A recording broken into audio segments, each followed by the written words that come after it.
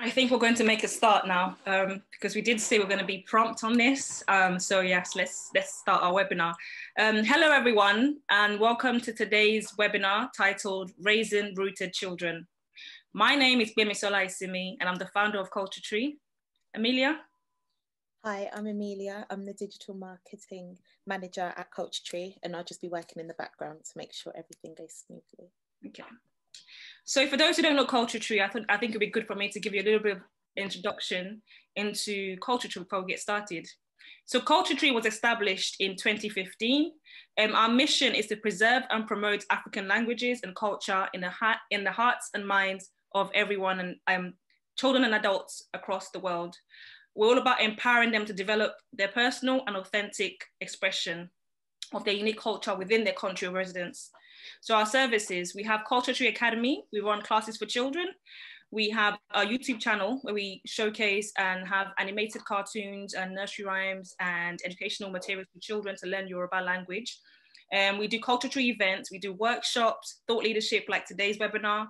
And also we have we have a platform where we're hoping to, we'll tell you more about that in coming weeks. So after today, please check out our website, www.culturetree.co.uk. We're also on LinkedIn, Instagram, Facebook, and Twitter at Culture Tree. So today's webinar, we want to have an open exploration of the issues, the matter of raising rooted children. This webinar is going to be 90 minutes long. We'll have a 45-minute panel discussion, and then we'll open the floor for questions and answers from the panel. Just a few points to note. It is being recorded. If everyone could be on mute, I think everybody is on mute at the moment. There is a chat section. So throughout the whole webinar, if there's any questions, please make sure you write them in the chat section and we can talk about that later. So the approach to the Q&A, please keep all the questions to the end. If you want to ask any questions at the end, just use the raise the hand button or just put your hand up and Amelia would let you talk. Now let's get started. I think it's time for me to welcome our panelists, and if you could please just introduce yourself briefly. We have Kinna, Likimani and Rashida Jones. Our guest panelists, Adewumi Walu Muftau, unfortunately couldn't make it to the webinar today. He had an unfortunate circumstance, but he sends his sincere apologies to us.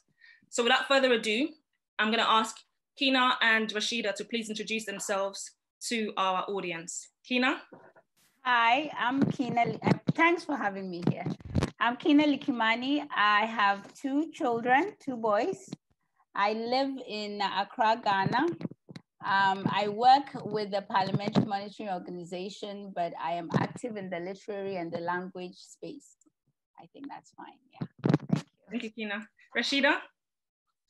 Hello all, this is Rashida Jones. And again, just as Kinna mentioned, I do appreciate you having me here. I work in information security, and I am the founder of Why Diaspora Speaks. And I'm glad to be here. I have two children, a boy and a girl, and my goal is to ensure that they are connected to their roots. Thank you very much for that. So let's get straight to this whole conversation today. I'm going to summarize very quickly part 1 and part 2 for those who didn't join us for those parts. We started our Raising Rooted webinar in May, and our first guest panelists discussed how we can inspire our children to have a clear sense of the beauty and value in their heritage. We spoke about how we have a sense, how we can share meaningful experiences that enable our children to develop a clear sense of their own transnational identity, belonging, and purpose. In part 2, we explored how we can make a conscious effort to change mindsets and empower ourselves and our children to celebrate and embrace our culture and heritage wherever we are in the world. So this is the third and final part of our series, Raising Rooted Children. And in today's session, we'll be delving into the role of parents in raising rooted children. So obviously our role as parents is infinite, but we'll be discussing how we can raise children who are firmly rooted in a cultural identity. So when I say cultural identity, I mean the language, our traditions, our clothing, our food, etc. So the challenge we're looking to deal with today is how we can raise children who can freely express that culture whilst recognizing that in the most part, we live in a multicultural environment. So before we get into the nitty-gritty of today's chat, let's get to know you a little bit more, our guest panelists a little bit more. Kinna, tell us about growing up. What was that like for you? I grew up, I'm actually half Kenyan, but my mom brought me to Ghana when I was 10 months old. Okay. She's a writer and a university professor. So I grew up on a university campus in Cape Coast. It's in the same region that my mother is, I'm from, our ancestral home. So I grew up like 40 minutes from the village. And my mother had an anxiety about me not being able to speak our language, which is Fanti, as fluently as she would want, because of the anxiety around language in Ghana and people teaching their children. There was English everywhere. And she used to say she has no intention of interpreting a conversation between my grandmother and myself. So my first educational institution I attended, nursery, was actually a working class nursery in town, away from the university, where fisher folk and market women took their children. So that I actually grew up in an urban area, but speaking the language as I would have if I'd grown in the village. Right. And then, of course, we went to the village like every 2 weeks. So I loved it. So I always say I had one of the best childhoods to be had ever in Africa, anywhere. Because it was really, I didn't know that was what my mother was doing. I just enjoyed myself, learning my language, being with all the parts of the communities that I belonged in. Yeah. So who would you say played the most part or the biggest part in shaping your identity as a without a doubt, my mother. Okay. Yeah. And why was that? How did you find so she is very so she was she still is, she's alive. She's just the next generation removed from the village. My grandfather was a chief. And so my mother grew up in a royal household in the village, but she was the first generation to leave. My grandfather built the primary school and sent her to school. So we have roots. I still go to the village. Okay. And then, so there was a very conscious effort to root me in my culture, in my language. But then she is also a staunch Pan-Africanist, and somebody who even at a very young age in university, she wrote a play set amongst the diaspora. So then there was also that. Okay. So yeah, my mom. Okay. So Rashida, can you tell us about, what was growing up like for you? Let me unmute. I spent a quarter of my life in Nigeria. So I've spent most of my life away from the US, from Africa, the continent itself.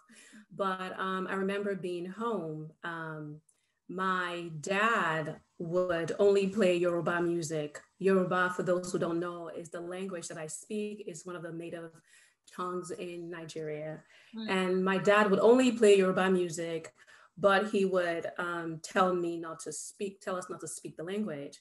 Right. So, but in everything we did, we were city children, but we had to go home to a grandmother, and grandmother also came and lived with us.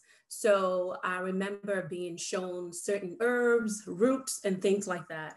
So somehow, no matter how much city I had in me, I was this grandma's child. and everything Africa was being instilled in me without my knowledge. But the rest of my life was spent here. But formatively, I would say my dad was the person who ensured that I remain who I am as a Nigerian. Okay, so I guess what you're saying is that was your formative years being spent in Africa kind of shaped your sense of self. Absolutely. Okay. Absolutely, yes. Okay, thank you for sharing such great stories. So moving on from your formative years to adulthood, making new friends and changing environments, what were some of the things that kept you grounded, Rashida? For me, it's again remembering. So I moved to the U.S. at a very young age, Yeah. And I had my mom and then my dad. And as far as staying rooted, as I grew up, because I really grew up in the US when I look back, I would say my parents ensured that we ate the food. Okay. Okay, so we ate the food. I remember when I first tasted ketchup and burgers, and I was like, oh gosh, you know, we were at a friend's house, one of my parents' friends, and you were served, and that was what they had, and they thought every child would eat that. So I tasted it, and I kind of like, oh my gosh, mommy, I can't eat this. So, but my dad and my mom and dad really made sure that we were connected with my grandparents. We funny enough, when we were in Nigeria, we were not allowed to speak Yoruba language, but being here in the US, my parents made it a must that's the only language you must communicate with them with. And that was what made me more grounded, and also ensuring that I listened to the music, and that every festivals, my parents were always reminding us of the importance of them. So it's funny you mentioned that when you were living in Nigeria, you weren't allowed to speak Yoruba. But then when you went to America is when they now started instilling that in you. Why do you think that was? Why was there a thing about don't speak it when you're here, but then when you come to America, you can speak it now, or you should be speaking it now? So that's a very good question. So in Nigeria, in most African countries, we're either Anglophone or what is it, Franco, right? So we're either speaking French or English. And there's a third language that's spoken in Brazil. There's a third language that Africans, speak as well. In our house, I think your question is, what is the reason why, right? What is the reason why at home you could only speak English, but when you're away from home, from the continent, you were not allowed to speak that language. I think, that generation believed that you need to be able to, interact with the rest of the world. That's what it really means, to be able to interact with the rest of the world. So if you're speaking your native tongue, there is this chance that you might not be able to interact at a higher level. I think that's the belief. And when you're away, we are realizing that the farther away we get from our culture, the farther away we get from Africa, the more we miss it, and realize that we're going to be disconnected, right, if we do not continue to keep the language alive. So I would say that's why my parents, made it. I mean, I had to pay for speaking Yoruba language. Yoruba was called vernacular in my home, and I had to pay my parents my allowance. I had to give them my allowances back every time I violated that rule. Yeah, that's very interesting. But yeah, it's a conversation we're gonna delve into a little bit more in detail later. But Kinna, tell us about what kept you grounded, because I know you've moved around quite a bit in your life. What are the things that kept you grounded in all this changing environment and making friends? What kept you grounded? When I was 11 or 12, my mother and I left Ghana for Zimbabwe. She went into exile. And I'm an only child. So again, we continue. She and I have always spoken in our language and in English. And so we just continued what we were doing as though we were in Ghana. And then I moved to the United States for college. I attended Smith College. And at Smith, I became best friends with a Ghanaian woman who was I was a first year student. She was a junior. And she was studying French. Her major was French, and she was very good with languages, but although she's from another coastal part of the coast, she's from a different group. And I didn't speak her language and she didn't speak my language. But because she was good with languages, I taught her my language. I didn't pick up hers, but I taught her my language. She was interested. Yeah. And so I taught her my language. And so then, even now, we are still many decades later, we still communicate primarily in my language.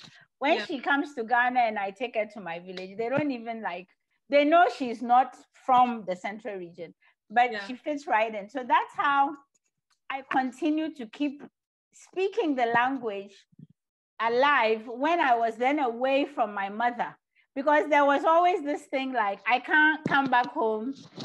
When I used to come for visits, once I land in the capital city, the next day I'm going to visit my grandmother in the village. Yeah. And the way my mother was and is, you can't put on airs. You can't act, you can't, you know, she was very, she herself doesn't do that. So I couldn't, there was no way I could get off the plane, go to the village and act like somebody who's just come from America, you know. So I just got as back. soon as I land, I have to be who I was, and I have to start communicating with my grandmother. So I had an anxiety about keeping my language, and that's how I did it. And at Smith, of course, we had the African Students Association, and I was the one who cooked the meals when we had events, and I always cooked Ghanaian meals. Right. So, and there was, of course, a close-knit relationship among the Africans and African Americans. So it was really easy to keep our Africanness alive throughout. Later, I would move to New York, and of course, there is a Ghanaian community. But I managed to not forget who I was and continue to be who I am fundamentally. So when I came back to Ghana, I've been in Ghana for over 10 years.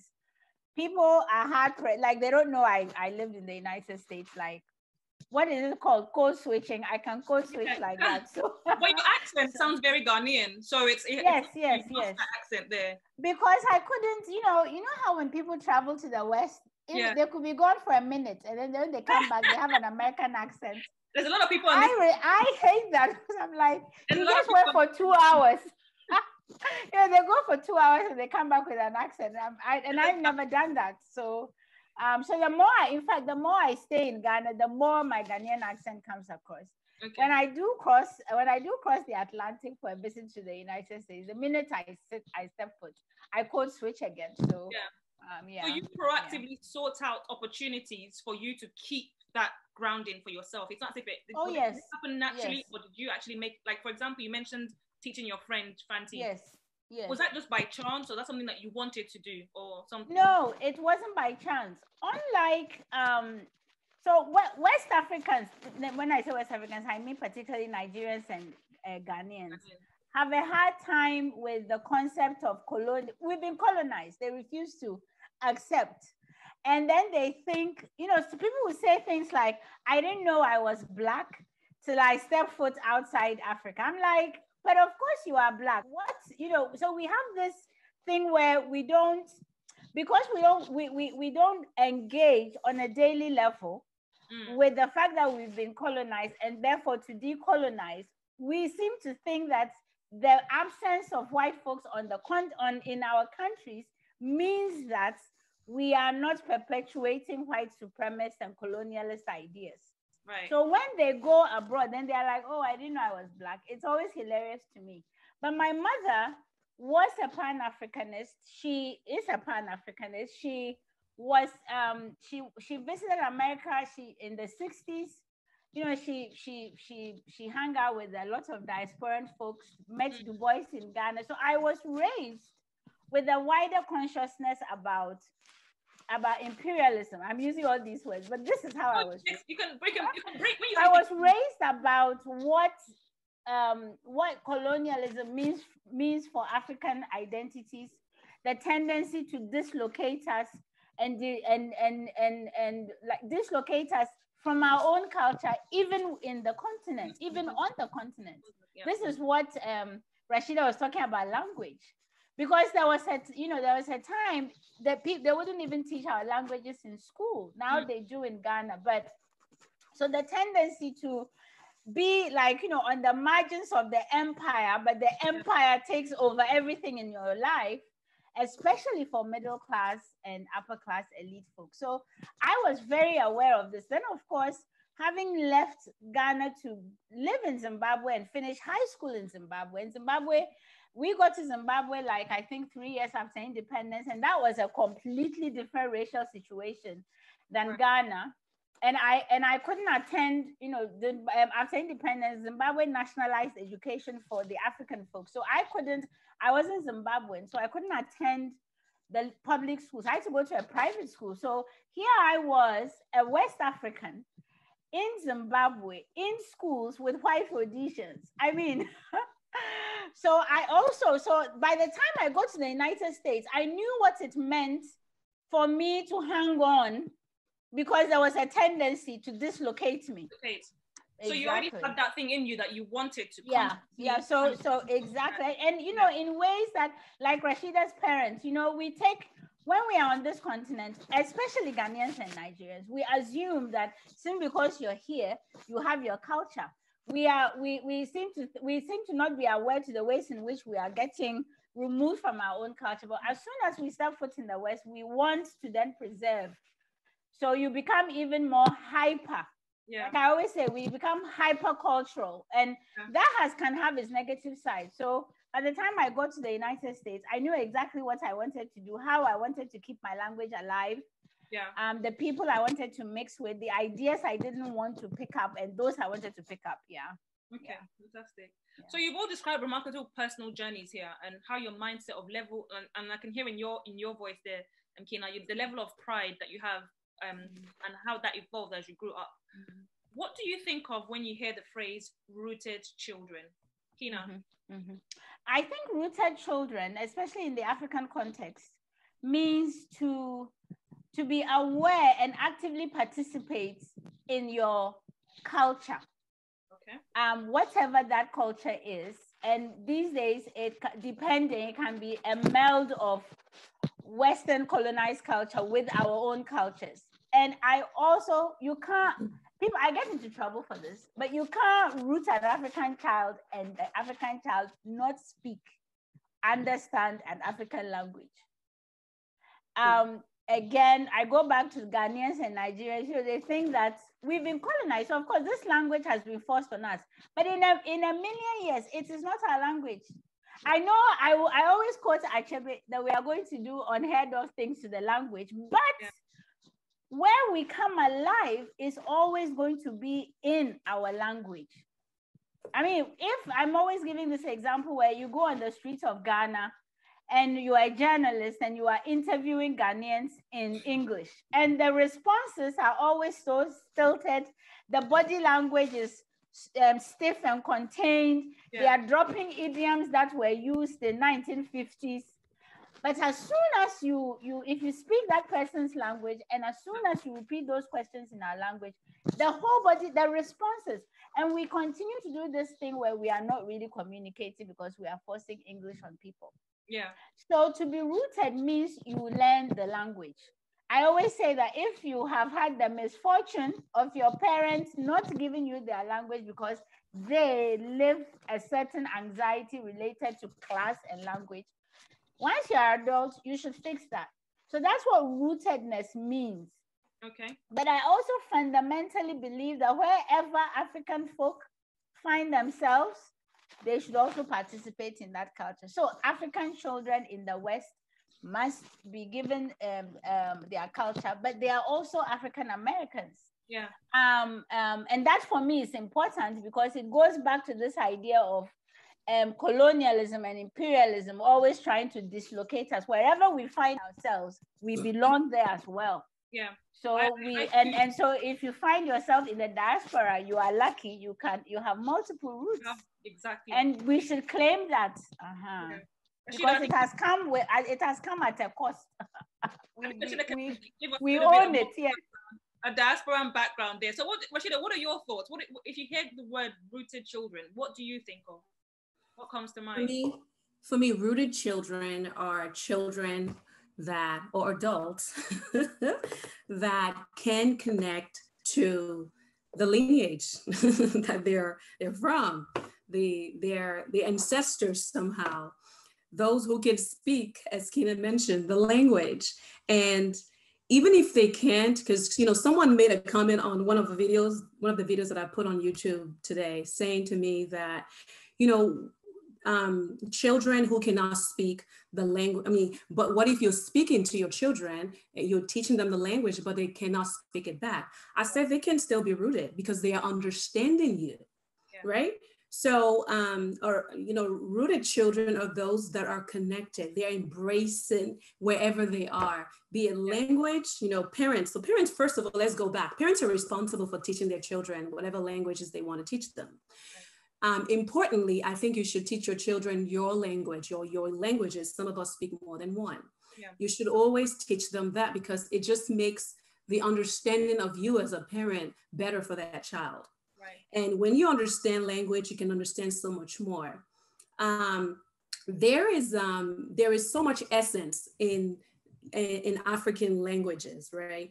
When you're expressing something in, for example, Yoruba, the language that I speak, if I have a joke, if I want to crack a joke to my daughter, especially when we're watching movies, and I say something to her from my childhood or just something that's said in the movie that we're watching, my daughter pauses the show and go, "Oh my gosh, mommy, it doesn't have, the subtext does not have the essence of what I just heard in Yoruba." So there is so much richness, right? In that language, and her understanding of it has allowed her to understand and sort of conceptualize what that actor that we're watching just said. And, you know, her English brain understands it in the way English is understood, right? But can you imagine when she has the full meaning in that language, the essence of that language, she is fully connected. So raising rooted children for me is teaching your children as much as you can, your culture, your traditions, and your language. Some of us have found ourselves in the diaspora, in the American diaspora, Europe, we have found ourselves everywhere. Regardless of where you find yourself, teaching the language to your children, ensuring that you're surrounded as much as you can. We know this is difficult. Surrounding yourself with people who actually want to do the same, right? And also making sure that, as Kinna mentioned, that we are so diverse now. There's no way we can just isolate ourselves and say, you're only going to learn this and everything else will come, you know. So we have to ensure that they absorb everything else that's around them. You know, it's hard not to absorb the Western culture when you live where we live, right? So, but allow them to absorb what they can within the Western culture, because it's a plus, right? You're broadening your mind, yourself as a person, but a rooted child does not lose his or her identity. You're always connected. You know who you are.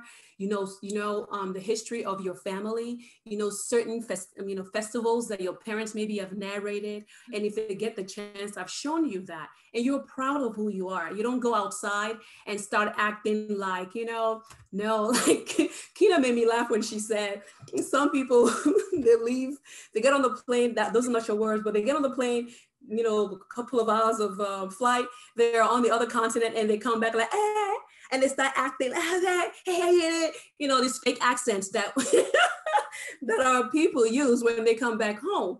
But there is no shame in who we are. So a rooted child knows who he or she is and continues to appreciate everything else, every culture and traditions around him or her, and but without forgetting who self is. You put it perfectly there. I think what a lot of us don't forget to know is that Africa is actually a multicultural society. So you have countries that we speak multiple languages. If you go to different, even in Ghana, there's so many different languages. In Nigeria, my husband, he can understand Hausa. I can only speak Yoruba and English, but I know a lot of Nigerians, a lot of Yoruba people who can speak different languages. So being multicultural is part of our kind of our identity, and it's very much part of African identity. So I said, my next question is, looking at yourself, and I'll stay with you, Rashida. Looking at yourself as a parent, what would you say you're raising a rooted child? With my palm on my chest, yes, I pledged to myself when I realized one day that, hey, wait a minute, I don't have this language around me. I love who I am. You know, I realized one day, I said, I love who I am. I love the fact that I'm Nigerian. I love that I'm different, right, from most of my friends. I mean, I live in the US. I have friends who are Nigerians, but I only have a close friend who's Nigerian, like one close friend, right? I don't mingle that much. I'm very private, right? So I don't get to go out as much. Fine. But I woke up one day and I said, you know what? I know who I am. I'm very mixed culturally, right? I've lived there for so long. I might as well, you know, I might as well call myself an American, right? But because, and I'm going to say something that touches on what Kinna said, because we, you know, in the US, you are Black. Let's go to that. Whenever you're highly melanated, you are a Black person. Sorry, Kinna, I didn't want to be just a Black person, right? I wanted to be an African person. I wanted to pull that part of me out again, even though I've been so far removed from it. And I started to do that when I was in college. I think, you know, I realized that, you know, I said to myself, I'm going to stop relaxing my hair, which is part of going back to my identity. I said, I'm going to chop my hair off. So I cut my hair off. I went home. My parents thought something was wrong with me. They wanted to check. They were checking, are you okay? Are you okay? Rashida, are you okay? And I said, I'm okay. Nothing is wrong with me. I was going through my own metamorphosis of becoming who I am. So I did that for myself. And then I started to speak the language much more often than none. And I have a sister whom I remember we were at work and we wanted to have a private conversation, right? And I said, and we were talking and people were around us, you know, you couldn't really speak English here because everyone speaks English, right? So part of me being rooted, and I'll go back to raising rooted children, is I told her, I said, hey, let's just speak Yoruba. We were not that good. I called us half and half. I call myself and my sister half and half. It's like we were diluting, like we all do, English and Yoruba, right? So I'll be like, hey, Kilo, like I will speak half, because not everybody else understands the language, but I'll speak half English and half Yoruba, and it was natural for us, and it was normal, right? And we continued that way until one day I realized, I said, you know what? I'm going to have this child. I have a child, I have a male child and a female child, a boy and a girl. And I said, I'm going to have this child, and what am I going to pass on to my child? Who is she going to be? My child she's never stepped on the continent of Africa. My husband is an American, you know, does not speak any other language. And I said, how would I, and my parents are so far from us now. So I said, how would I teach? How would I connect? How would I raise this child the way I want? Everything comes free as a parent. It's your job to raise your child. So I decided that I'm going to start speaking the language. My husband encouraged me to do so. And am I leaving the question? Am I answering your question? Yeah, you're fine. Okay. Yes. Okay.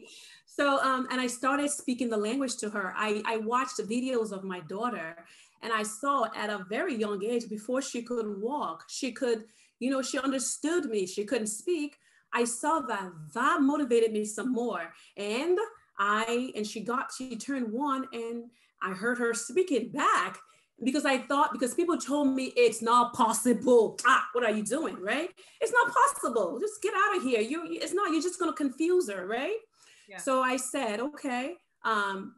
So Rashida it means rightly guided, right?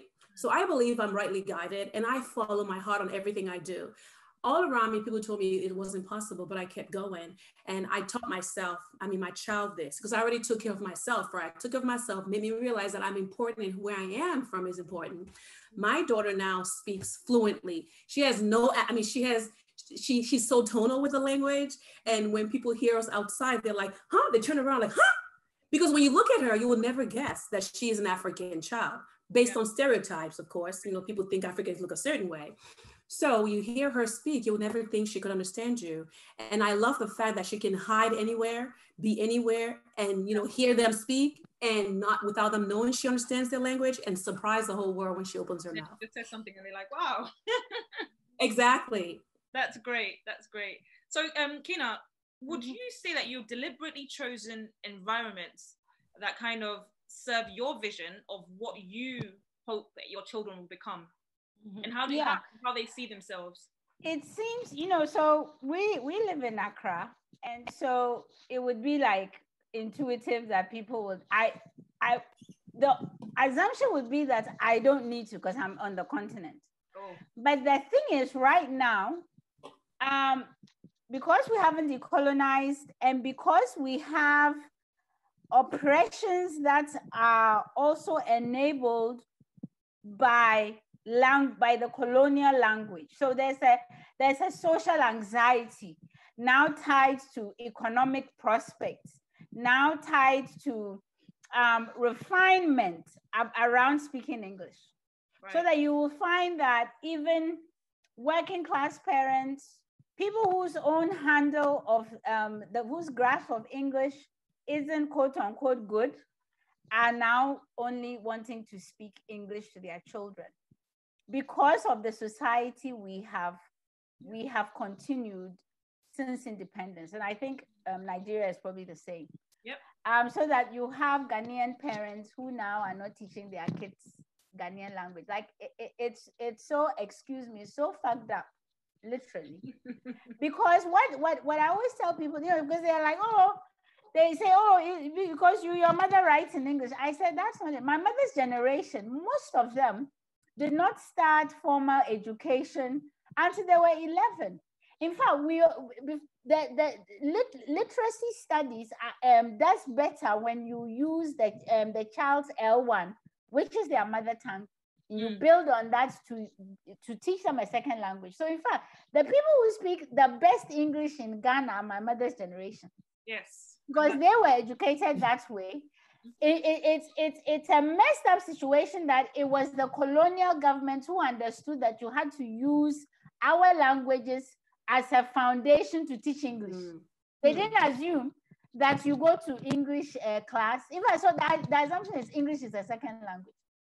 Now, Ghanaians think that English is not a second language. So we have a situation where we are speaking messed up English and we are speaking messed up our own language in certain in like the predominant, the powerful classes. And even anyway, it's a mess. So I had to curate this. I had to use more, I would say more, because I think for my mother, it was just her life that we went to the village every 2 weeks.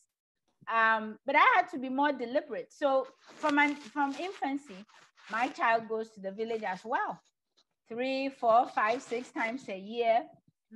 Because in the village, kids' vocabulary in our languages is so stunning and beautiful and well developed. Because what happens to children in the village is all the adults, they have exposure to different types of adults doing different things.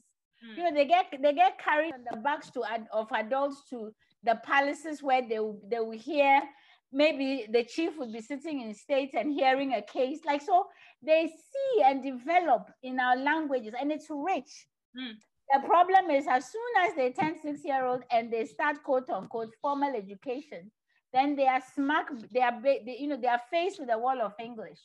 And so people who began their lives quite literate then end up in an educational system that compromises their development and makes them illiterate. So I had to be deliberate because I knew in the class that I am in fact, most of my sons' peers in Accra do not speak our language to each other. If they understand each other's language, they speak English. So I speak my language. I speak the language at home. My mom speaks the language to him. We go to the village. I have had to be that deliberate about it, so that, and he loves to go. So every year that he goes, every year that he doesn't come out as a bourgeois, kind of bougie urban kid who now says that I don't like to go to the village, then the sky is falling. But luckily he's 14 and he just returned from a 1-month stay. So we are going strong. So I do that. He's 14, the youngest, the oldest is 18. So so that's how I've been deliberate about it. So even in Ghana, we do a lot of cultural activities. We go to as many festivals of different regions as we can. Part of also this is that I've had to in our education system and history, it sucks. So we do a lot more history at home. of course, as a child, as a teenager of a certain class on this continent, he also consumes a lot of African American culture. So I have had to, so there's this thing where people consume African American culture without having an understanding of African American history. And so I've had to fill that in because I consider that to be dangerous. You have a lot of Africans consuming African American culture, but disrespecting African Americans. Yeah. I don't do that. So I've had to also, part of my rooting him is also, even though he's here in Ghana, to give him a sense of Ghana, the continent, and the diaspora, because that's his entire community. Right. Of the world. And I think that brings us nicely into my next question, which is some of, like, telling us about some of the challenges you faced. And I think we can stay with you. You mentioned there about consuming African American culture. Is that some of the challenges that you face in trying to make? It's a big challenge because it's a thing that, so it's a global thing. People consume African American culture without understanding African American history, without understanding. They walk around, they talk like African Americans, they walk like African Americans, and I find that I always say you can't do that. If you're going to participate in someone's active culture and take joy from their cultural output, you always have to understand their history. And I'm the only parent like this, so sometimes the other parents will reach out and have me educate their children, Luckily, my sons, my children, and my wards, I've made history fun. It's like a thing we do. Mommy, tell me about this, and then we talk about everything, and that's important for me.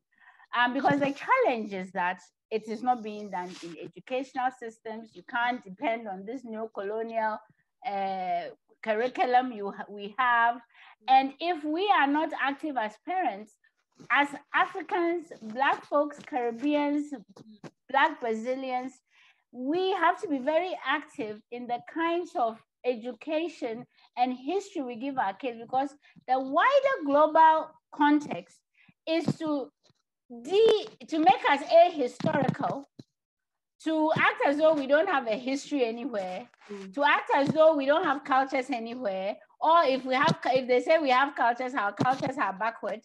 So it's not enough for people to say, well, I live in Africa, my child will pick it up. Because what's happening is your child will pick up anti-Blackness. You can sit in a taxi and somebody will be like, well, white people are the best people in the world, literally. Is that in Africa or in the diaspora? In Ghana. Like literally. If we start to discuss something worrisome about Ghana, the criticism, the critique from fellow Ghanaians will be like, well, it's just because Black, they will quickly turn it into an anti-Black statement. So maybe we'll say that our leaders are corrupt. Then the person will say, no, that's the character of Black people everywhere. So they are bad. The challenge is actually within ourselves. Exactly. They will turn it into an anti-Black statement. Because the way we look at ourselves is very much framed by the colonial experience and white supremacist ideas. So I say it is not enough to say I live on the continent, so therefore my kids are going to be okay. You have to actively work to counter the wider global context that is everywhere in our environment. And why we don't have to have 20% white folks in our environment to have grown up with these ideas, to have these ideas be very active. We need another session entirely to talk about the challenges. It seems like so that's for me, that's my challenge as an African parent, and it would be a challenge wherever I am. But the structures do not exist to promote our languages. So another challenge is that, for instance, the young adults whose parents did not teach them the language, whether they were here in Ghana or they were in the diaspora and they've come back. We don't have, you were telling me that you have language courses. We don't have language courses outside of the universities. Not even in the universities, it would have to be a formal. There's this sense that, there are language classes, so somebody will teach you. I haven't heard of that. So that's a big challenge. And that's in and that is in Ghana. Wow. Yeah. Rashida, can you tell some of your challenges? I know we've kind of talked on that a little bit, but tell us more about what you think living in America raising your two children to be bilingual. What are the challenges that you face with that? So within my family, I'll start there. So I'll start within the house. Like at home, my husband does not speak the language, right? So it would be better if both of us actually could speak to them in Yoruba. I would love that because environmentally, we have English everywhere. Television has English. When you open your door, it's English. The trees around you, they speak English. You know, English is everywhere, right? It's an environmental language in the US. At least it's one of the environmental languages. Spanish is the other. So for me, my challenge is at first in the house, you know, my husband doesn't speak it, which is also, it's not much of a challenge because we're very disciplined in the way we handle it, given that we both speak different languages, right? So we've overcome that. The other is to leave my house and go to the extended family. My parents, oh gosh, daddy, my parents will not. I've told them, and they know my children, that I speak to my children in Yoruba only, and they hear them speak. Now, what I notice children do is this. When you speak to a child, if a child is multilingual, and whatever language you speak to that child is what that child continues to speak to you in, right? So they'll always speak to you that way, regardless of what you do. So what I notice is that even though I say my parents don't speak, I have to remind them. I have to say, Daddy, Mommy, come on, speak Yoruba to her, speak it to him. But my parents do that always. So no one is very aware of the impact that little act is doing, which is they feel like if they're not with mommy, they don't have to speak it, right? They just have to speak it with mommy, right? So it hinders it somehow. It doesn't add to their bank of that knowledge, of the Yoruba language knowledge, right? So that's the second one. And the third is that I don't have anybody around. We don't have anybody around us, right? We don't have that community. We don't have friends who are trying to do the same, right? Which is why I reached out to the world, and started a YouTube channel and and help someone else, because the need is there. We all have expressed the fact that the need to promote the language is there, right? And the need and the absence of the languages in our children and most of us is there. There are adults that don't even speak the language or are ashamed to speak the language. That's another thing. So when I speak to an adult in Yoruba, sometimes they respond in English and I'm like, okay. It's what it is. It's what we're used to. Kinna did mention it, that, they would say that in my word now, but based on what Kinna said, that everything European is better.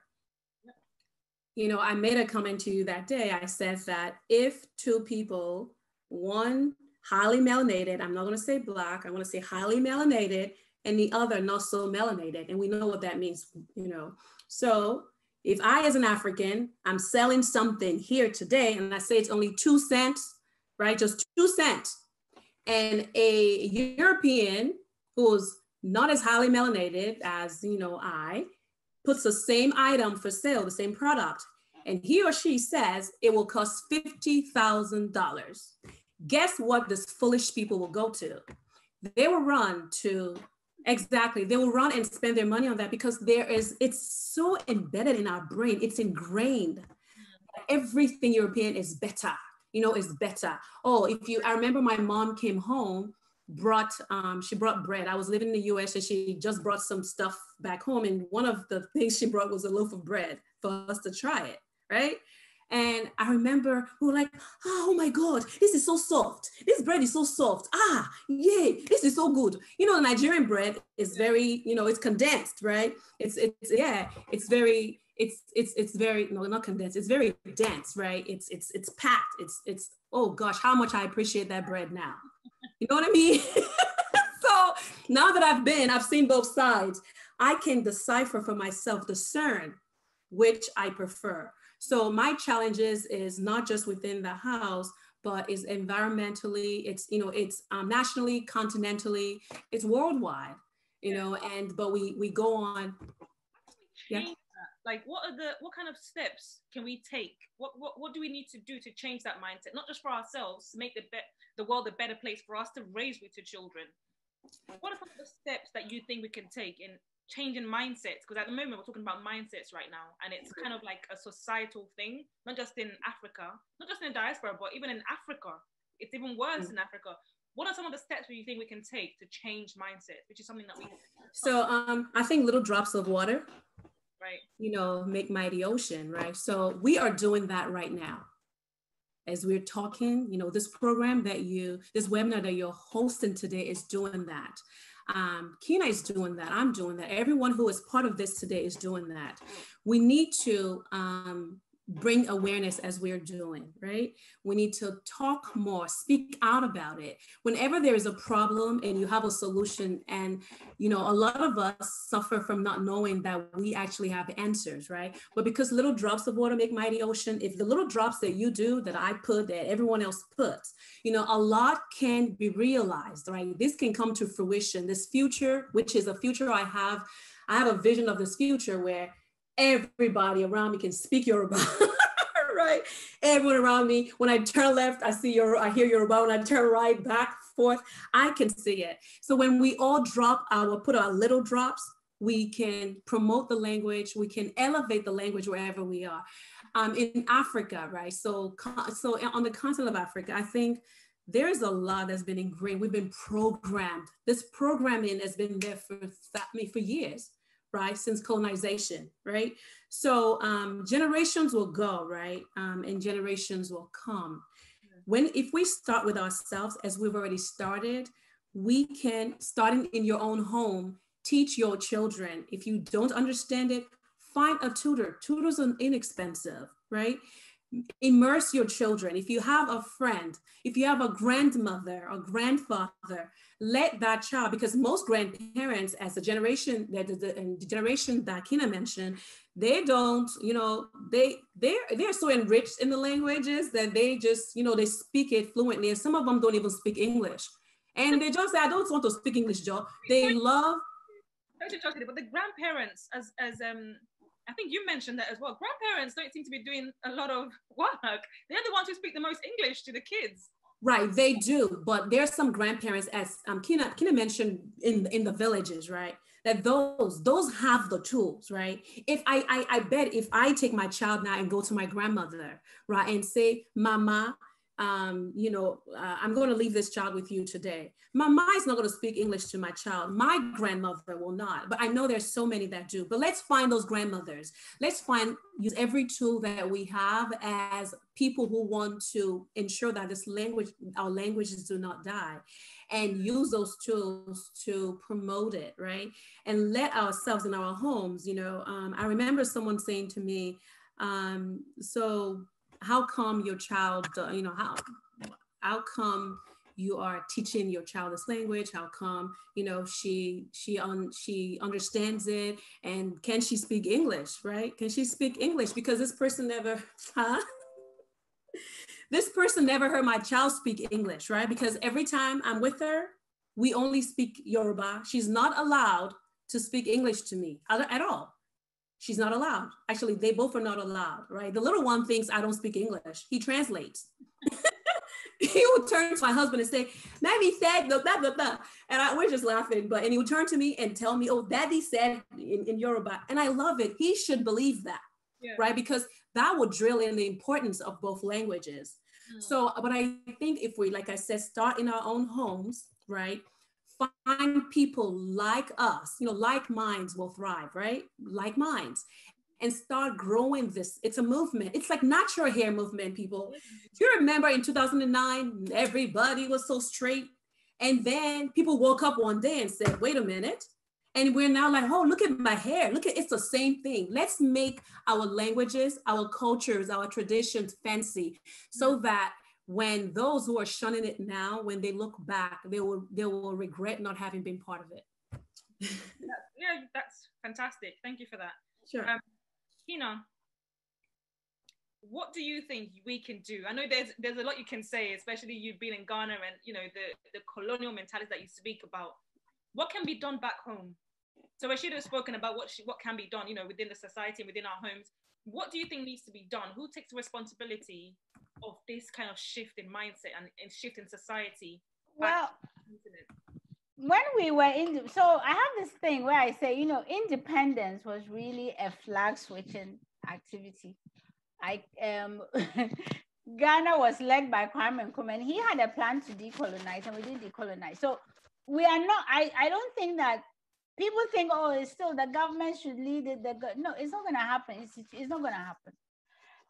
Just like Rashida has said, and I want to say something about grandparents, educated grandparents who speak our languages very well and speak English very well. The fact that they want to speak the English to their grandkids, that's not their fault. Remember, there was a promise of how our countries were supposed to be after independence, which hasn't come to pass. And now there are economic anxieties. So they straddle that colonial thing. And then they also know that people really have to speak, you know, we can romanticize and say, everybody in Ghana, you have to speak English. I mean, some people will not even go into a hotel and ask for the facilities if they don't speak English. Like, public spaces are shut off from people if they don't speak English. Wow. So this is a thing. So, but like Rashida said, this is wonderful. This is what we need to do. But everybody, you know, if you can, we need to be aware of the context of the world we live in now. And then you need to do the work yourself. And it's never too late to learn. So you have to understand what it means to be an African now, in Africa, in the diaspora, wherever. And that we are still under siege. Your culture is under siege. They still want to take whatever is left, they want to take it from you. They want to make you not value it. So you have to be, and you know, I'm not going to say radical, but that's what it is. You need to every day reassert in everything that you do, reassert that opposing view that you are an African or you are a Black folk, you have your culture, you are worthy, your culture is rich. I mean, the fact that I have to sit here and repeat these things to people who are already, you know, we have the richest culture anywhere. But there is this thing where it is constantly undervalued. We constantly, and there is nothing to be gained by seeking the white gaze. You cannot go looking for your humanity in people that hate you. People that have continue to dehumanize you. And we have to stop that. Because what we do is we devalue ourselves. We wear ourselves down. That's not to say that there is something in everybody's culture. There's something in Western culture. There's something to be gained from everybody's culture. But we have to root ourselves and be proud of who we are. If you're not proud of who you are, I don't know who you're going to be. I don't know what your children or communities are. But this is why we seem in such disarray. This is why we have no clarity about the way forward, because we are not proud in who we are. And it is not because our cultures are not worthy. Yeah. Every culture is worthy. It is because since the encounter and the creation of race and the idea that some people are less than so they could enslave our people, this is still what is going on in the world. So if you have kids, if you are just going about your business, once a week, take 1 hour, do your thing. If it's books you are going to read those books. Because if you don't do that, it's like it's in the air you breathe.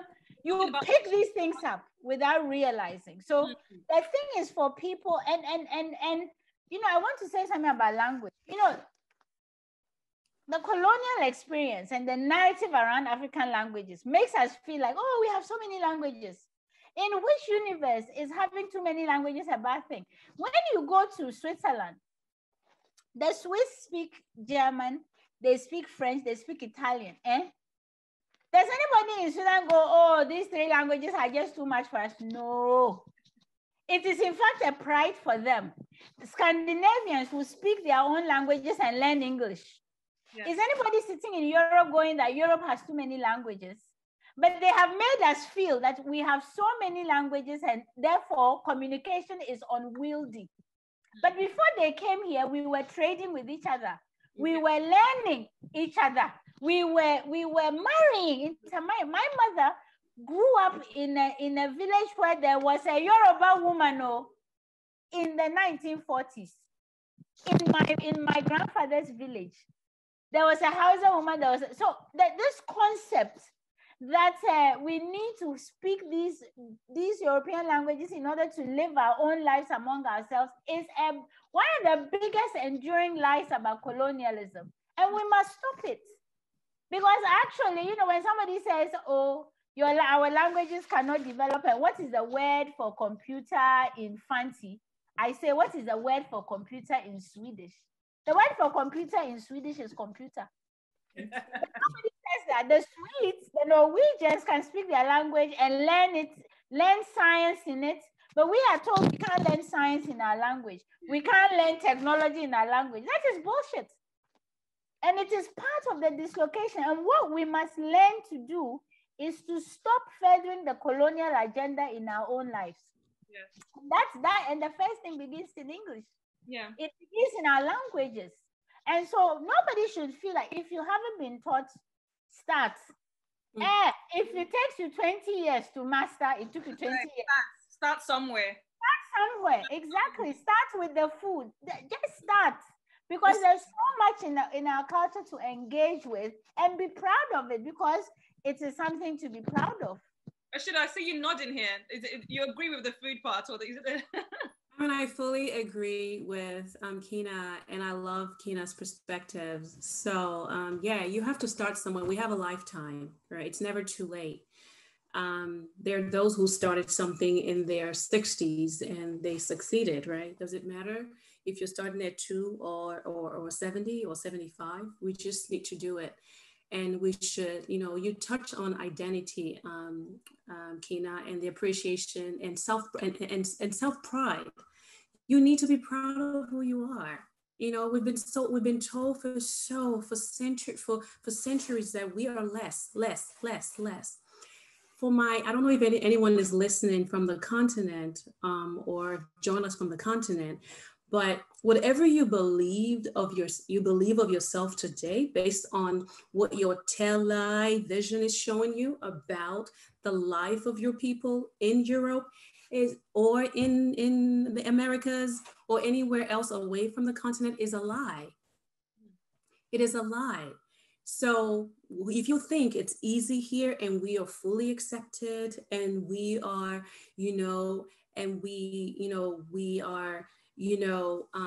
worse or better, whatever you're thinking, whatever your television shows you about those who look like you is not true. And everything that is you, if you do not uphold it, if you do not promote it, no one will. So if you want to get to know yourself, start with yourself, right? Start with yourself and be proud of who you are. Stop acting like you can't speak your language. I know people that understand and can speak it, but they're so ashamed. They can't open their mouth. And the less you say, the less you speak something. The tongue is very powerful. Let's go there, right? The tongue is very powerful. You can use it in prayer, right? If you want something to happen, keep saying it. It just might be. It's the same thing with language. If you open your mouth and say it, the more you speak it, the more you know it, the better you're going to be at it. I remember, as I was saying before, I couldn't speak. I was speaking because I wasn't allowed to speak it at home. And then now I'm away from home and I have to speak it. So I had to get myself back to who I am, being so far away from home. And the commitment was stronger, right? It became stronger. And because I committed myself, I'm so much better. I know words that I know my parents don't even know. I challenge my dad sometimes.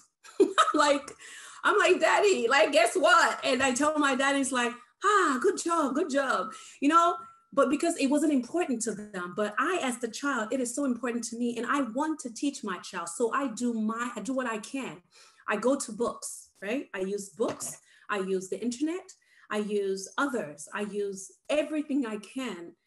I use food, right? And I want to make sure my child understands that. But it all begins with self. You need to love yourself and know that every programming you have about yourself that is negative about your people needs to be undone so you can fully accept yourself and show yourself, to the world. And don't be ashamed to be, especially Nigerians. If Nigerians are online, please listen to me. We have these negative, stereotypes about Nigerians based on what's going on, what a few have done. Do not let that make you hide your heads.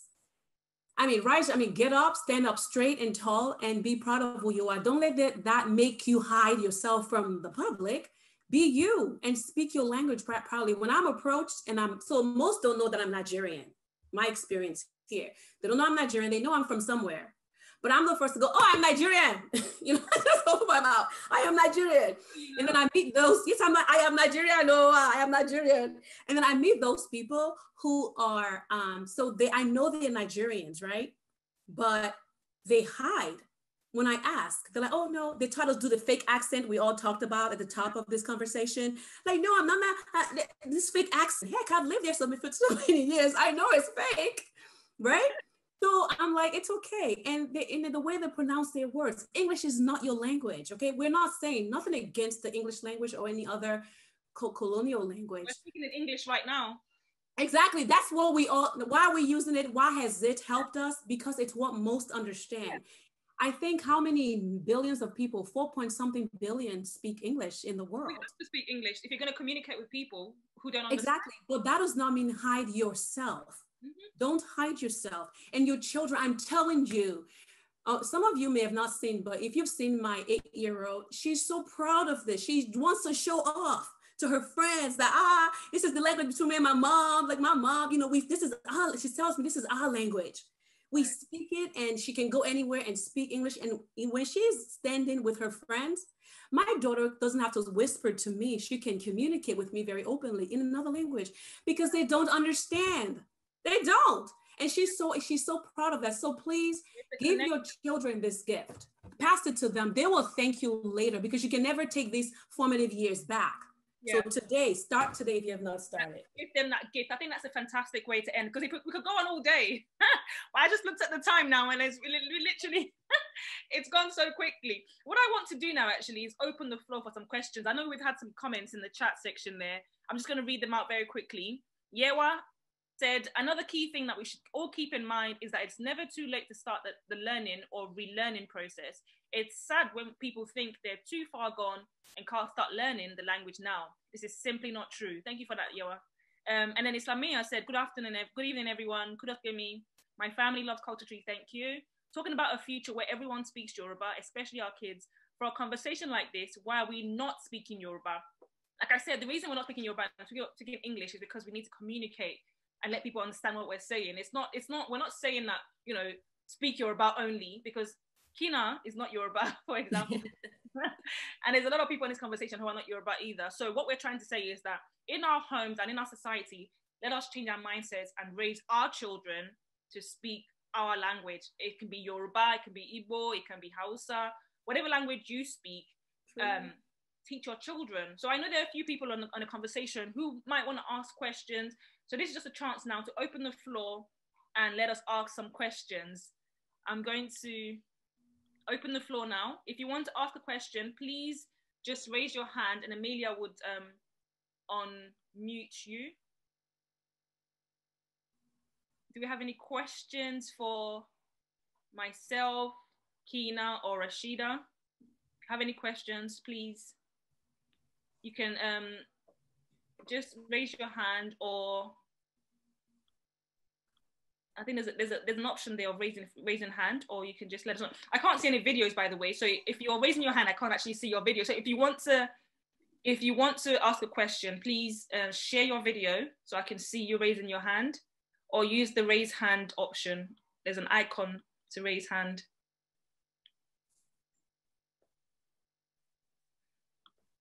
Let's see. You mean there's no questions after all the conversation, all that? Mojisola, I'm going to unmute you now. Hello, everybody. Hello, Mojisola. Yeah, my name is Mojisola. I'm also a Nigerian, and my Nigerian language is Yoruba as well. And thank you very much to the panelists. I missed like the last 40 minutes or so, but I did listen and related very well to the first half of the discussion. I'm sorry if this question has already been covered in what I missed, but my struggle is, I think, is a mind block, which stems from that colonialism, imperialism era. Growing up in Nigeria, like one of the panelists said, speaking your native language in school, primary school, was considered an offense in most schools. You were fined for doing that. So I think a lot of us grew up with that mindset that speaking English was the refined way of speaking. But thankfully now we're all shifting our mindset and owning our identities again, from hair choices to going natural to deliberately speaking your own language to yourselves, to your children. I think my question now is, I'm having trouble confidently speaking it outside the home. I'm not ashamed of it, but I think there's a part of me that just reverts to English. I think from that childhood experience of being mandated to speak only English when in school, in primary school, that I noticed here in UK where I now live, a lot of other cultures who are not traditional, who are not English, they speak their languages comfortably to their children on the street, in the bus, on the train, at school when they come to pick them up. And I found myself, why don't I do that? And my own answer so far, I'm not a psychologist, is maybe deep down, I still feel like Yoruba is not supposed to be spoken in public. And I'm trying to just unblock that mind block. I wonder if anyone has any tips, any help, because being married to a white guy, it's just me who understands Yoruba in the house. I try to speak to the girls often, but I find myself going back to English a lot of the time. So even the older one, some of the things I've taught her, she's forgetting, and I'm panicking. Help.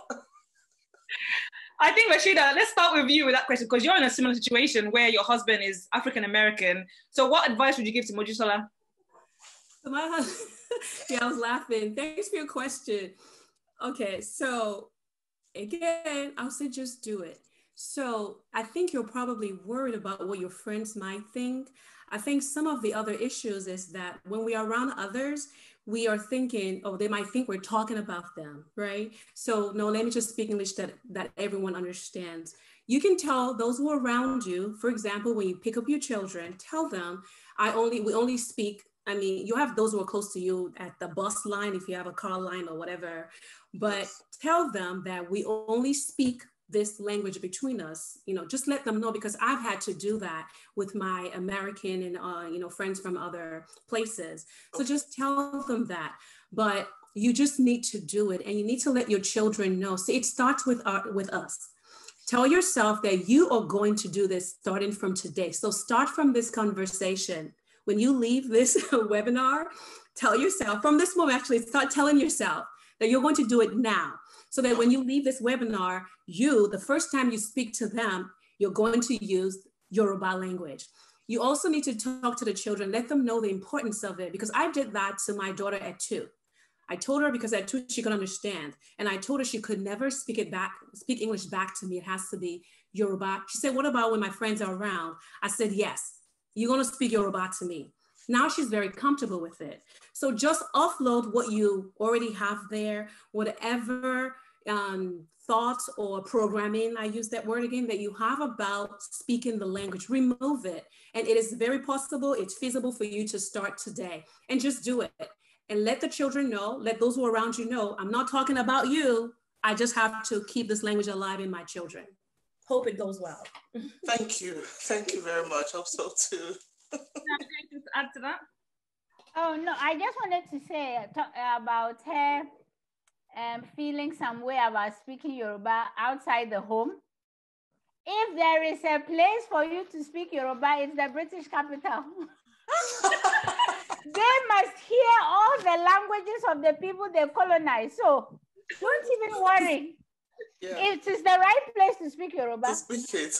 It is the right, when you step out of your house, that is the right place to speak Yoruba. The whole colonial people, they must come to London and speak their language there.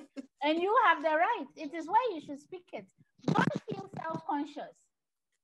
You know, the generation that went to school in Africa, in West Africa, where we couldn't speak our language, it is, so I understand the trauma you have. but you have to deal with the trauma. It's a trauma, I completely see. And it's debilitating, and it's just awful. Yes. But every day, just tell yourself you speak one word outside, then the next day 2 words, and the next day 3 words, and know that that's why you should be speaking Yoruba. And if somebody asks you why you are speaking Yoruba, tell them why did they come to Africa, and walk your way. Because that's what you have a right to do so, right? But just every day, it's a process, like we are saying. The thing is, it's going to be hard we are not going for perfection in language with our children, right? Okay. We want to sow the seed as much as we can, so that when they are older, they know there is this thing, they know. And then even if you are unable to do it as well as you think it should be done, you would have sown the seed, it will flourish somewhere else. Okay. So that's the main thing, that you just sow your seed and do one word a day, and the next thing and don't worry about perfection of you speaking the language itself. Okay. It's your language. You can butcher it as much as you want. It's your language. Do what you want with it. Do what you want with it. And the children don't know, right? They don't know the difference. Yeah. Exactly. Thank you very much. Thank you, Moji, for that. Did that answer your question? Yes. Thank you, ladies. I feel more confident, and I think I listened to the first part because I had to put the kids to bed. Is why I disconnected earlier. But listen to the first part. It's made me understand I'm not the only one. I know I'm not the only one, but it's nice to talk to other women or hear other women who make me realize that yes, I'm not the only one. It's giving me a confidence boost. Thank you. Thank you, Moji. Thank you. You can unmute yourself. You can mute yourself. Thank you. I've got another question here from Yinka. Yinka's putting her hand up. I'm going to, yes, thank you. Yes, this is more actually of a comment than a question, but just to echo what was said. My name is Yinka. I'm speaking from Accra, like Kinna. And like Kinna, I'm also half East, half West African. And I wanted to just say about what Mojisola said about feeling self-conscious. I'm actually self-conscious for a different reason, not because of people around. Actually, for a different reason, in the sense that I don't have command of Yoruba the way I would want to.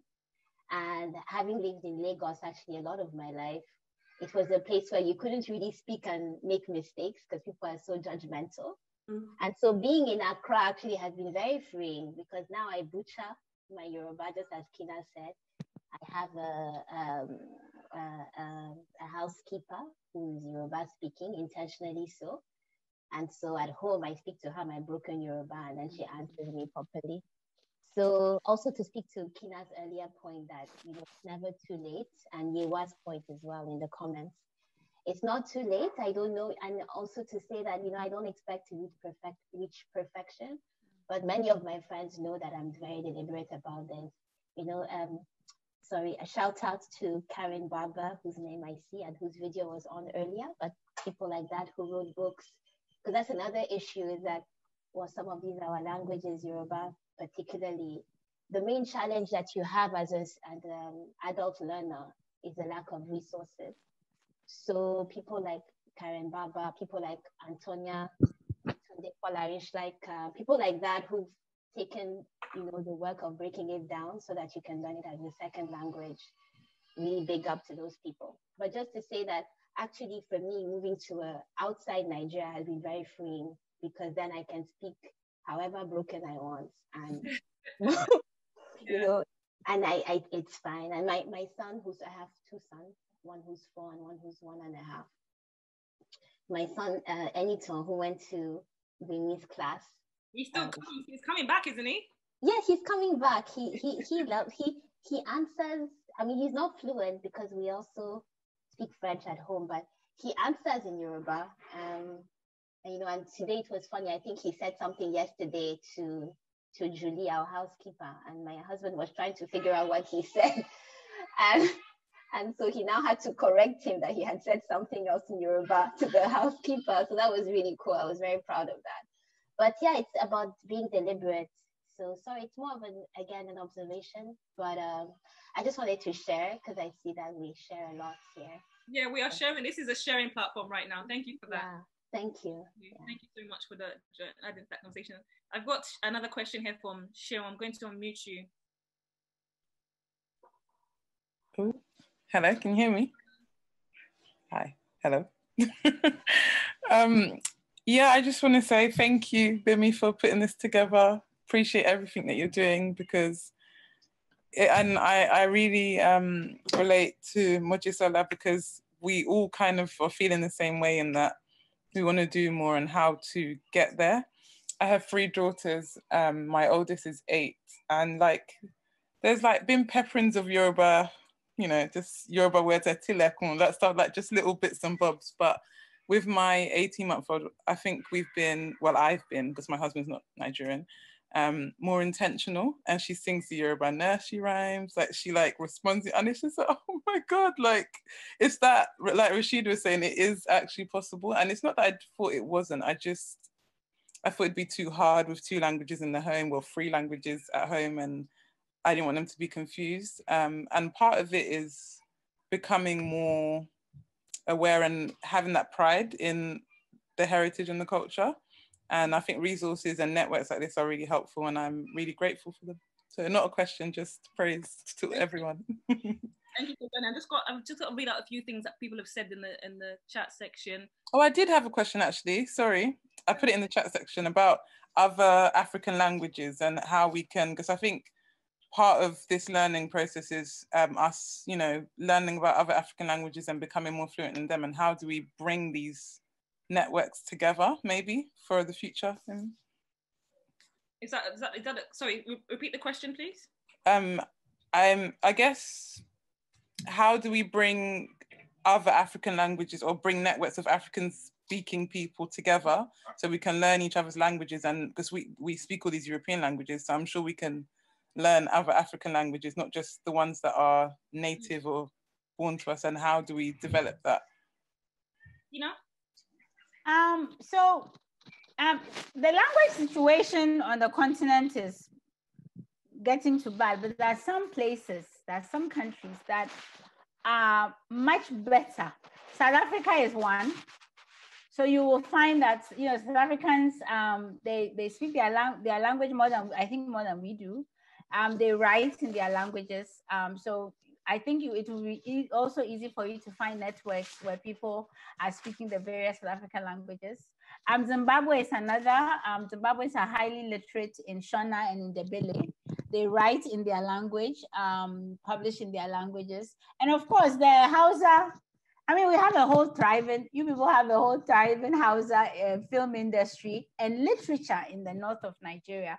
So I also I'm going to also assume that the networks will exist. So there are certain African languages that will be much easier for you to learn because they themselves are engaging in their own languages more than others. Yeah. So you can try universities, SOAS, there would be, you know, and maybe you'll find someone who may be willing to put a class or 2 together in another African, because the point you've raised is really important, because when people think about learning another language, it's always European.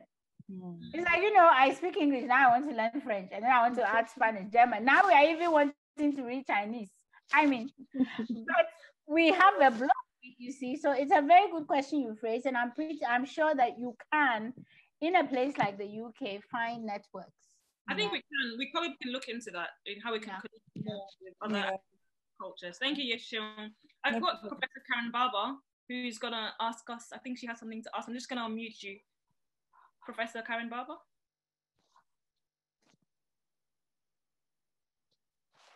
Okay. No, I just wanted to say that this has been a really fabulous discussion. I really feel privileged to be listening in on it. And I just wanted to add one more thing, which is that, yeah, for many people, for most people here, speaking Yoruba and keeping alive the culture is a question of retaining identity, retaining contact with your roots, raising rooted children. But I wanted to add that for me, as somebody who's a complete outsider, I didn't begin to learn Yoruba until I was an adult. It's nonetheless something incredibly worth doing, It's incredibly rewarding. It's been one of the greatest sources of joy and pleasure in my life. And I've been learning it for maybe about 50 years now, with still feeling that there's no limit to how much you can learn, how much more there is, what an incredibly rich language it is, with fantastic literature, an amazing performance culture. So it shouldn't be something just about Tiwan Tiwa, you know, it's our thing. It's something which you can open to the world. Tell the world, you too can learn this language. Why do people always think that foreigners cannot learn African languages? Languages are to be learned. There's nothing you can do with a language except learn it. Yeah. You can't be born speaking a language. You have to learn it. So why not behave as if naturally everybody in the world should want to learn Yoruba, because the benefits and the pleasures are so incredible. Not only Yoruba, obviously, Yeah. so many languages which you could get great benefits, great insights, great expansion of your horizons by attempting to learn. And it's not something where you necessarily need to aim at perfection. Yeah. You can just get a feel of it. I was just asking, how old were you when you first learned Yoruba? I was 21. So it's never too late. Never too late. Thank you so much, Professor Bob. Thank you. That's fantastic. Thank you for that insight. I've got another question here from Oye. I'm just going to unmute. I can find you. There you are. Okay. Hello. Hi, Oye. Hi. Yes. I just wanted to say something about perfection. I mean, I've missed the last part of the. I mean, I think I missed the question, so I'm not sure. But I think someone was asking about, you know, speaking a perfect language, like speaking perfect Yoruba. And lots of my friends who are Yoruba, they keep telling me, oh, as long as my child understands, it's fine. And I don't say anything now because I don't want to cause arguments with them. But the way I see it, if we are not teaching, and I'm talking about Yoruba, but it could be, it's all African languages. If we think that they could just understand it, when we are gone, they will have that understanding, but they may not decide to expand on it. And then what are they going to teach their kids? The little tiny stuff that we taught them until eventually it's gone. So I think that we're just slowly eroding our culture and our languages. So I think that we need to strive for perfection. Like a lot of my friends, they speak perfect Yoruba or their languages in front of their kids. You know, to themselves, they will speak it perfectly. Then they will look at the child and speak in English. And then I'm like, honestly, I've stopped talking, I've stopped intervening because I don't want them to all dislike me. Yeah. But that's what I would say. That I think we should strive for perfection. Otherwise, we're just contributing to our cultures going. And we talk about Yoruba as a language, but it's also the culture. If they are not learning the language, they're also not learning the culture. And we're just gonna eventually we'll just go. So that's what I want to say. I think what I'm hearing you say is that you think that it should be a perfection. You should be able to perfect the language so you can pass it on to your children. But that doesn't put an undue pressure on parents who don't speak it and they're still learning. So I have to be perfect. If I'm not perfect, I'm not going to speak. So okay, I think what is, yes, you're right. Saying is that don't think you have to be perfect before you teach your children. You know? Okay. Oh, sorry. What was the actual question? Because I think when it comes just saying that, you know, just don't think you have to be perfect before you speak the language. So like you, for example, you're still learning Yoruba, but that's not stop you from teaching your children what you do know, right? Yes, I teach him with my English accent, but you know, at least he's learning something. But the last point I want to make is my son has just started reception now. He's 4 years old. When I drop him off every morning, the amount of European parents who are bringing their kids, they all speak their language fluently. They will be speaking Polish, Hungarian, whatever language they know. All of them, like, it's amazing to see these little kids speaking perfect, fluent, like they'll speak English to the teacher, then they will speak their own language to their parents. So it can be done. I just don't know, I don't understand what it is about us that stops us from doing it, you know.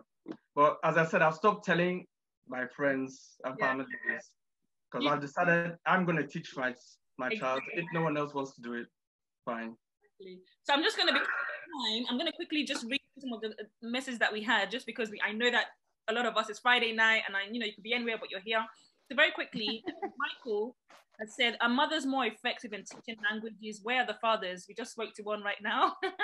Where are the fathers? Seems not many of us here. So are mothers more effective in teaching languages? Very quickly, can you give us a quick, what do you think, Rashida, Kinna? I think it's about, the person who with whom that child spends or the children spend more time with, right? I think mothers are, we're inventors, really. Mothers have a lot of responsibility. We are highly creative people, nothing against the men, but we have always, I think nature has called us to this task naturally, and the children are with you most of the time. Some homes may be different, but your children are always mostly with you than the father. So that could be why, or one of the reasons why mothers are doing this more than fathers. But I know a father who does it, right? We know one father, Yoruba Pikin. Oh, yeah. He does this, right? Right, because he has to. And his wife is not Yoruba speaking, so he has to do it.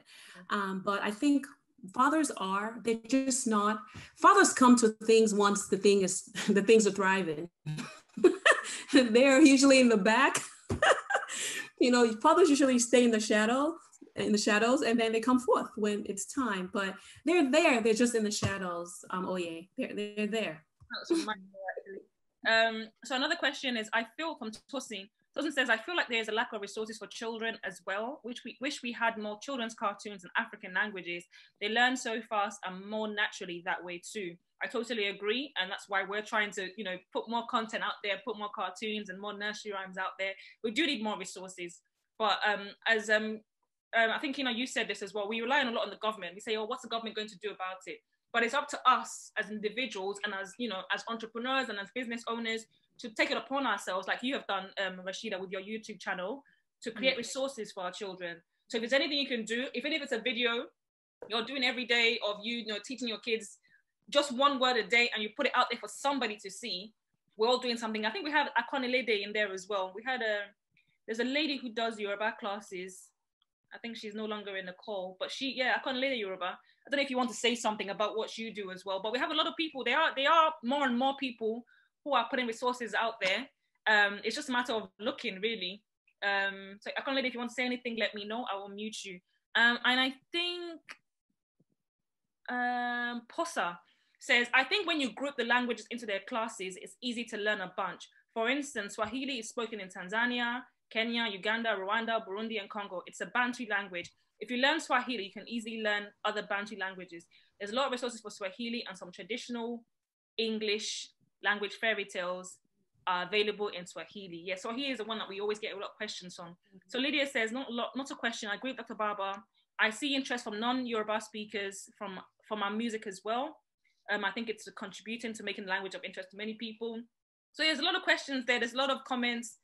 Anyone interested in Shona as a mother language, give me a shout. So so Michael's there. If anybody wants to learn Shona, Michael, let me know in a DM and I'll put your messages there. I think we have come slowly to the end of our conversation. It's been an amazing conversation. I just wanted to, let's end on something. I think we've all said something it's been a long conversation, but I want us to end on a comment. Just a quick comment from Kinna and Rashida. Just end the conversation for us nicely. I just want to say that we come from a very dynamic, diverse continent, and the people around the world. We should be proud and just start. Just start. And don't think about the big plans. Don't even think about the end points, or don't even think about the end my child is. Just start and have the conversation. Start with the language, engage on the food, watch the movies, listen to the music. And so just start, and then it will come. Thank you. Rashida? So I'm a very proud parent of two who speak the language tonally, and I'm very proud of that. And I believe Everyone can do that. Even if they don't have the tone, the fact that your child can engage. You know, in Brazil now, Yoruba is one of the official languages.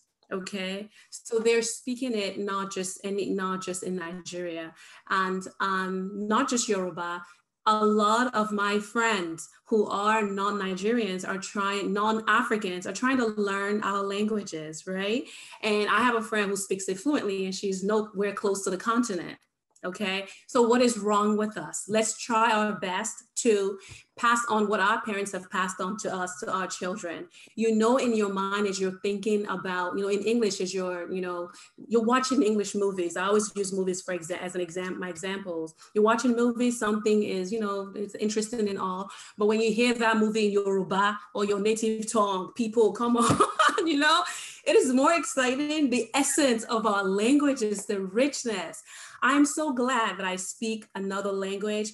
I always say my Western language is boring, and I'm glad. I love the fact that I can eat my native food. I love the fact that my children love it. I had eba and ewedu soup with my children yesterday. They were thanking me, saying, "It's been so long, mommy." Yeah. So I'm telling you guys, just start today, and whatever you believe about you speaking your languages in the public arena, cut it off. Just tell yourself, whatever that noise is in your head that's telling you, no, you shouldn't, tell that noise to shut up, that you're going to do it today, and do it. And you'll be amazed when you look back at your children. I look at videos and I look at them today, and I'm proud of the fact that something happened that made me start doing this. And so you can do it as well. That's it. Thank you very much. Thank you so much, Kinna. Thank you so much. Thank you. Thank you. I've learned a lot from this conversation. And one of the things I'm going to take away from this is just having that onus. The onus is on me, basically, to do what I need to do. So I don't need to look outside of my home to try to make a difference. So it needs to start with us. And it's just being able to share, be proud of who we are, so we can pass that on to our children, our self-identity, and about the history as well. It's important for them to know our history. So that helps them, know where we're coming from and where we're going to go. So thank you so much for sharing so much with us in this conversation. All the guests, everybody who asked questions, those who couldn't make it either, thank you for joining us. And I think it's gonna stay with us for a while. It's the last one we're doing for this series, but I'm sure there'll be many more webinars that we'll be doing around this whole conversation.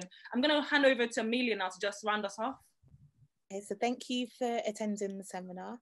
So the recording will be available on our website, which has been posted into the group chat. I'll put that back in. If you don't already follow us on social media, on Instagram, we're Culture Tree. On Twitter, Culture Tree TV. And we also have our YouTube channel, Culture Tree TV. And please subscribe if you haven't already done so. And we look forward to seeing you in more of our webinars. Thank you. Thank you so much, everyone. I can see, hi. I can see Anita. Hi, Anita. That's one of my students from our class. Thank you so much, everyone, for joining us. I'm going to end the conversation now. Thank you. Thank you very much. Have a good evening, everybody. Bye. Bye.